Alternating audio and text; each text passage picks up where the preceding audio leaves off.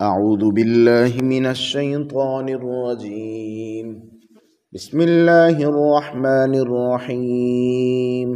ثم أنزل عليكم من بعد الغم أمنة نعاسا يغشى طائفة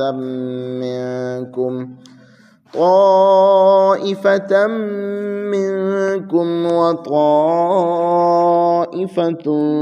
قد أهمتهم أنفسهم يظنون بالله غير الحق ظن الجاهلية يقولون هل لنا من الأمر من شيء قل إن الأمر كله لله يخفون في أنفسهم ما لا يبدون لك يقولون لو كان لنا من الأمر شيء ما قتلنا هاهنا قل لو كنتم في بيوتكم لبرز الذين كتب عليهم القتل إلى مضاجعهم وليبتلي الله ما في صدوركم وليمحص ما في قلوبكم والله عليم بذات الصدور إن الذين تولوا منكم يوم التقى الجمعان إنما استزلهم الشيطان ببعض ما كسبوا ولقد عفى الله عنهم إن الله غفور حليم. اعوذ باللہ من الشیطان الرجیم بسم اللہ الرحمن الرحیم ثم انزل علیکم من بعد الغم امنا آمنت باللہ صدق اللہ العظیم۔ آج کا ہمارا درس قرآن سورہ آل عمران کی آیت نمبر 154 اور 155 پر ہے۔ غزوہ احد کے واقعات ہی ذکر ہو رہے ہیں۔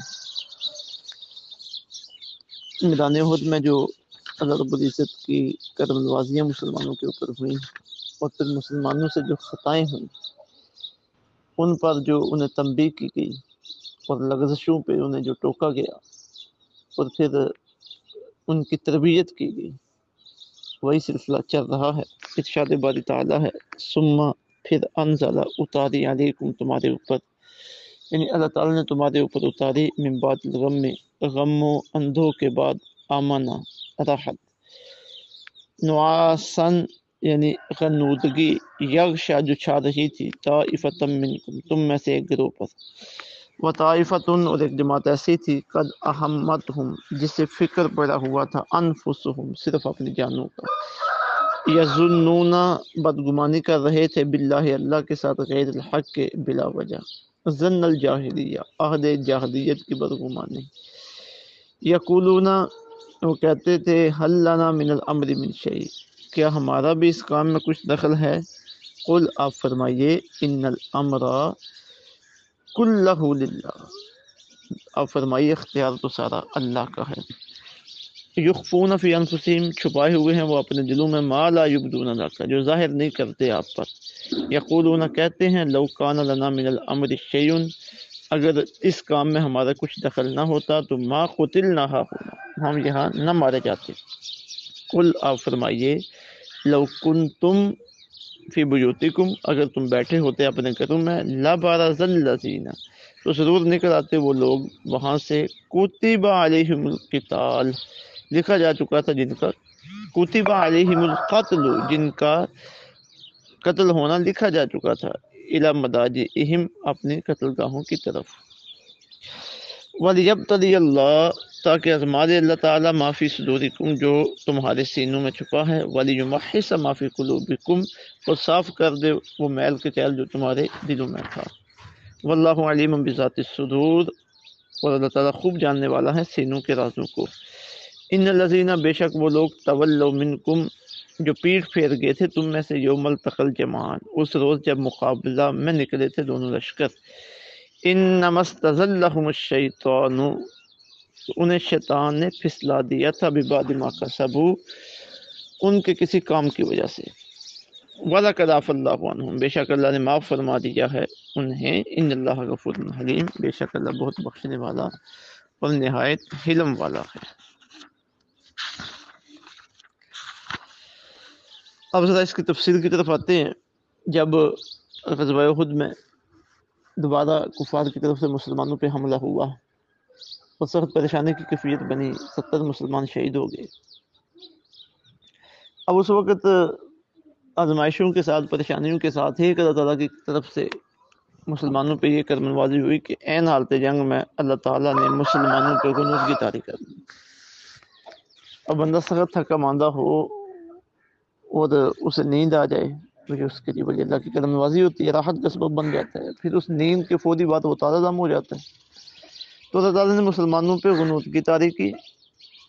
وہ کافروں کی نظروں میں تو وہ جاگ ہی رہے ہیں، میدان جنگ میں موجود ہیں، کوئی بیٹھا ہوا ہے، کوئی کھڑا ہے، کوئی چل رہا ہے، لیکن اللہ کی طرف سے ان کے اوپر ایک امن اور سکون نازل ہوا۔ حضرت ابو طلحہ فرماتے ہیں کہ ہم اونگنے لگے اور میری کیفیت یہ تھی کہ کئی مرتبہ تلوار میرے ہاتھ سے چھوٹی اور میں نے اسے سنبھالا۔ اب اس غنودگی کے طاری ہونے کا مسلمانوں کو یہ فائدہ ہوا کہ چند لمحوں کے بعد مسلمان کفار کا مقابلہ کرنے کے لیے تازہ دم ہوں گے۔ یہ ہے ثم انزل علیکم من بعد الغم، پھر اتاری اللہ تعالیٰ نے تم پر غم کے بعد امنا، راحت، نعاسن یعنی غنودگی، یغشا طائفۃ منکم جو چھا رہی تھی ایک گروہ پر تم میں سے۔ اب آگے بات آ رہی ہے منافقین کے ایک مختصر سے جتھے کی۔ عبداللہ بن ابی تو اپنے 300 منافقین کو ساتھ لے کے راستے سے بھاگ گیا تھا، تو ایک مختصر سی جماعت تھی ان کی منافقین کی جو اس وقت بھی موجود تھی مسلمانوں کے لشکر میں۔ جب مسلمانوں پہ نیند طاری ہوئی تو یہ اس وقت اس سے محروم رہے۔ تو جب جنگ میں پریشانی کا سبب بنا تو انہیں صرف اپنی جان کی فکر تھی، رسول اللہ صلی اللہ علیہ وسلم کی سلامتی کی اور کامیاب کی فکر یا کوئی کامیابی کا خیال نہیں تھا، بس انہیں اتنا ہی تھا کہ ہم زندہ بچ کے اپنے گھروں میں پہنچ جائیں۔ تو جب پریشانی کا وقت آیا تو پہلے تو ان کا نفاق چھپا ہوا تھا، لیکن جب جنگ میں پریشانی بنی تو وہ طرح طرح کی باتیں کرنا شروع ہو گئی، تو ان کا نفاق کھل کے سامنے آنا شروع ہو گیا۔ تو ان کی باتوں پر اللہ رب العزت نے تبصرہ فرمایا ہے اگلی آیت کے اگلے حصے میں، فرمایا وَطَائِفَةٌ قَدْ أَهَمَّتْهُمْ، اور ایک جماعت ایسی تھی جسے فکر پڑا ہوا تھا انفسہم صرف اپنی جانوں کا، یظنون باللہ، وہ بدگمانی کر رہے تھے اللہ کے ساتھ غیر الحق کے، بلا وجہ، ظن الجاہلیہ، جاہلیت کی بدگمانی، یقولون، وہ کہتے تھے حل لنا من الامر من شیء، کیا ہمارا بھی اس کام میں کچھ دخل ہے؟ قل، آپ فرمائیے ان الامر کلہ للہ، سارا اختیار تو اللہ کا ہے، یخفون ما فی انفسہم، وہ چھپائے ہوئے تھے اپنے دلوں میں، ما لا یبدون لک، جو اے محبوب صلی اللہ علیہ وسلم وہ آپ پر ظاہر نہیں کر سکتے تھے۔ قل، آپ انہیں فرمائیے لو کنتم فی بیوتکم، اگر تم اپنے گھروں میں بھی ہوتے تو لبرز الذین کتب علیہم القتل الی مضاجعہم، تو ضرور نکل آتے وہاں سے وہ لوگ، دکھا جا چکا تھا جن کا قتل ہونا اپنی قتل گاہوں کی طرف، یعنی وہ کہہ رہے تھے، ان کے دلوں میں خیال آ رہا تھا کہ اگر آج ہم یہاں پہ نہ آتے تو بچ جاتے، معاملہ تو مسلمانوں کا ہے، مسلمانوں اور کافروں کی جنگ ہے، ہم تو ویسے ہی درمیان میں رگڑے جا رہے ہیں۔ تو وہ یہ خیالات کر رہے تھے کہ اگر میں ہوتے تو بچ جاتے، آج یہاں پہ قتل نہ ہوتے۔ تو یہاں پہ اللہ رب العزت فرما رہے ہیں کہ اس طرح کی بدگمانیوں سے اور اس طرح کے خیالات سے تم بچ نہیں سکتے۔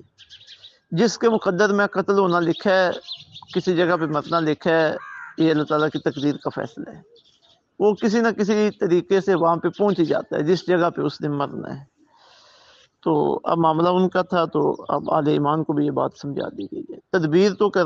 تدبیر کرنا تو ہمارے لیے ضروری ہے، لیکن تدبیر سے مراد یہ کہ اپنا بچاؤ کرنا، میدان جنگ میں بھی ہیں تو اس طرح ایکٹیو ہو کے اور آگے پیچھے اپنے دیکھ کے جنگ کرنی ہے کہ آسانی کے ساتھ دشمن میرے تک نہ پہنچ سکے اور میں آسانی کے ساتھ دشمن میرے تک نہ پہنچ سکے۔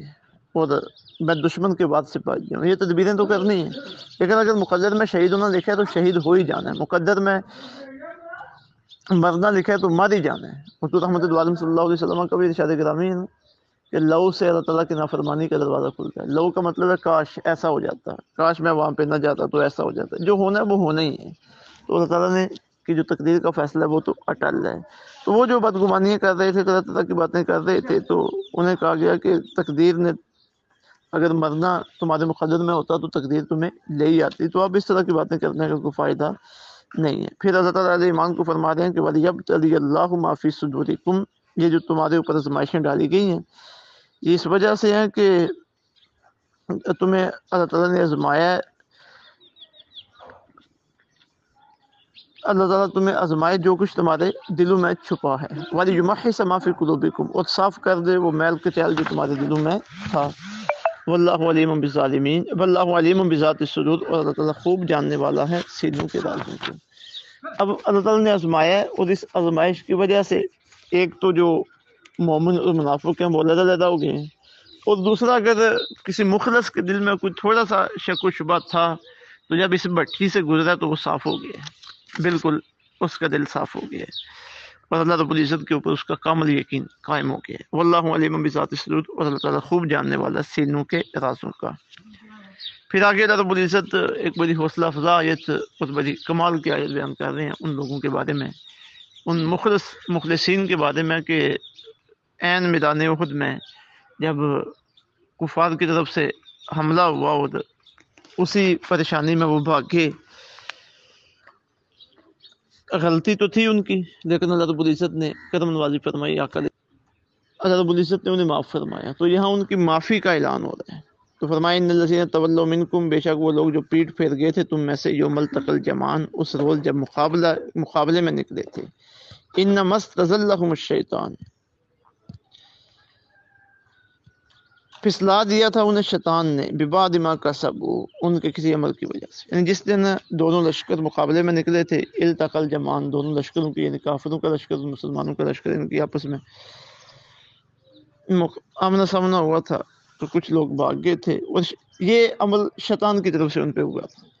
ان کوئی ایسا عمل کیا ہوگا کہ جس عمل کی وجہ سے انہیں یہ دن دیکھنا پڑا. تو اب ان کا کیا معاملہ ہے؟ اب چونکہ تھے وہ مخلص، اللہ کی کرم نوازی شامل حال ہوئی. وَلَقَدْ عَفَا اللَّهُ عَنْهُمْ، بے شک اللہ تعالیٰ نے انہیں معاف فرما دیا. ان اللہ غفور حلیم، اللہ تعالیٰ بہت بخشنے والا اور حلم والا ہے. ان میں حضرت سیدنا عثمان غنی رضی اللہ تعالیٰ عنہ بھی موجود تھے. ایک موقع پہ جب آپ کو یہ کہا گیا کہ آپ بھی میدان احد سے باقی تھے، تو آگے سے آپ نے یہ آیت تجربہ پڑھ کے سنائی کہ وَلَقَدْ عَفَا اللَّهُ عَنْهُمْ، کہ جو باقی تھے ان کے بارے میں تو اللہ نے فرما دیا کہ اللہ نے انہیں معاف فرما دیا. تو جب اللہ نے معاف فرما دیا تو اب کون ہوتا ہے مجھ سے کوئی پوچھنے والا اور میرا حساب لینے والا؟ آج بھی کچھ بدبخت انہی آیات کو بنیاد بنا کر سیدنا عثمان غنی رضی اللہ تعالیٰ عنہ پہ تنقید کرتے ہیں. تو یہ صحابہ پہ تنقید کرنا یہ رافضیوں کا کام ہے، دوزخ کی طرف لے جانے والا راستہ ہے. جب اللہ نے فرما دیا وَلَقَدْ عَفَا اللَّهُ عَنْهُمْ، بے شک یقیناً اللہ تعالیٰ نے معاف فرما دیا، تو معاملہ ختم ہو گیا. اللہ بخشنے والا اور حلم والا ہے. اللہ رب العزت اس میں ہمارے لیے جو ہدایت اور عمل کی باتیں ہیں ان پہ عمل کی توفیق عطا فرمائے. صحابہ اکرام علیہ الرضوان کا ہمیں غلام بنائے، ان کے نقش قدم پہ چلائے. وَمَا عَلَيْنَا إِلَّا الْبَلَاغُ.